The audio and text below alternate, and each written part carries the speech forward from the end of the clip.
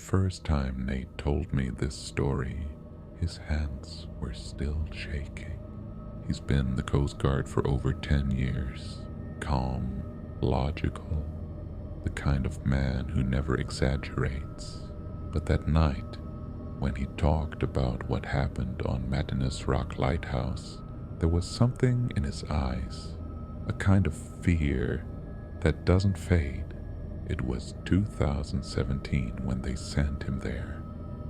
A tiny chunk of stone surrounded by cold black water, miles off the coast of Maine. No town, no radio towers, just an old automated beacon and one maintenance shack that smelled like rust and salt. Usually, they sent one man alone. But strange power failures had been reported the year before. So that time, they sent two. Nate and a guy named Russell. The first 3 nights were quiet, just wind and waves.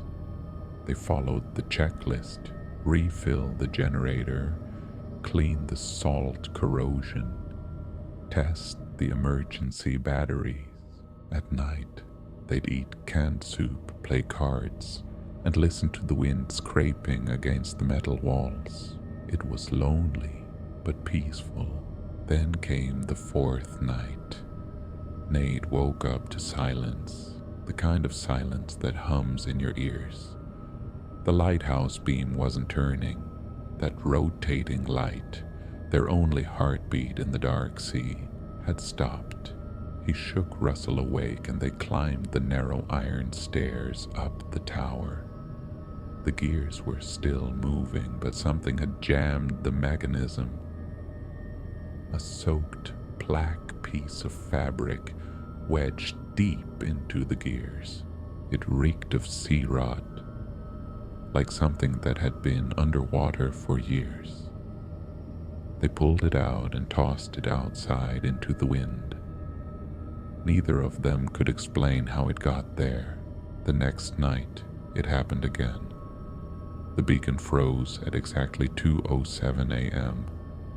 This time, the thing clogging the gears wasn't black. It was red. A small, torn scarf, slimy and cold, with tiny barnacles stuck to it. Russell just stared at it, pale. "Someone's doing this," he whispered. But who could possibly reach them here?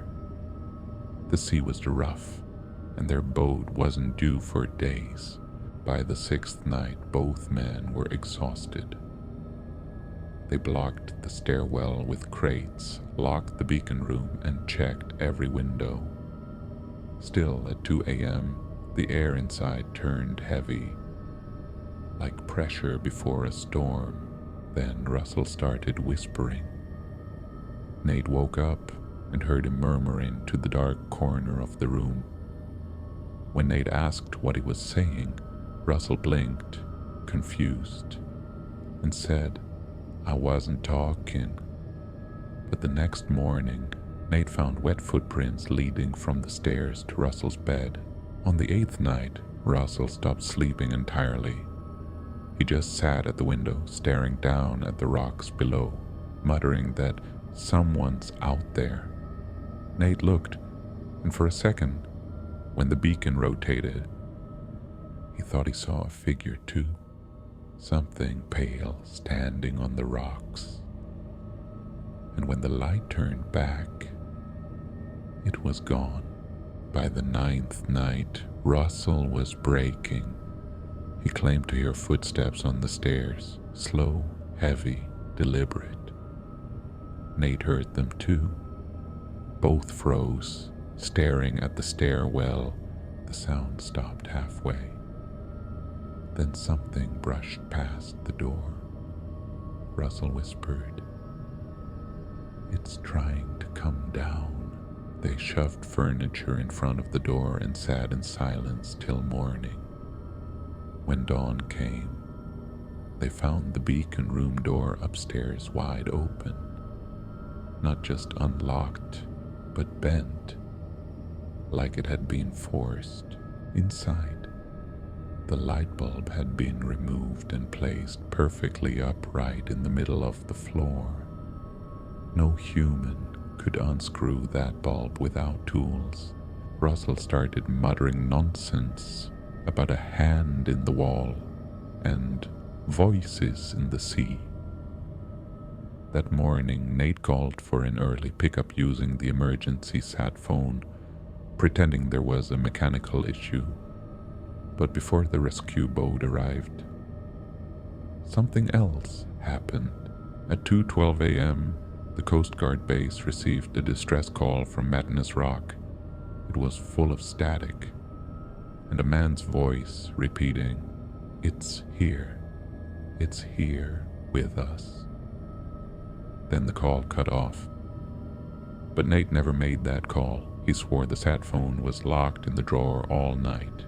When the rescue crew arrived later that day, they found both men waiting at the dock, pale, silent, terrified.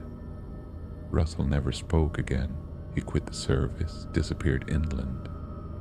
Nate still works for the Coast Guard, but whenever anyone mentions Matinus Rock, he just shakes his head and says one thing: that place doesn't want to be fixed. And here's the part that still haunts him. Weeks later, the maintenance logs from that trip were reviewed, and on the final entry line, time-stamped 2:12 a.m., someone had typed a single word: help. Tell me in the comments, what would you have done? And if stories like this send a chill down your spine, make sure to like this video, subscribe to the channel, and turn on the bell icon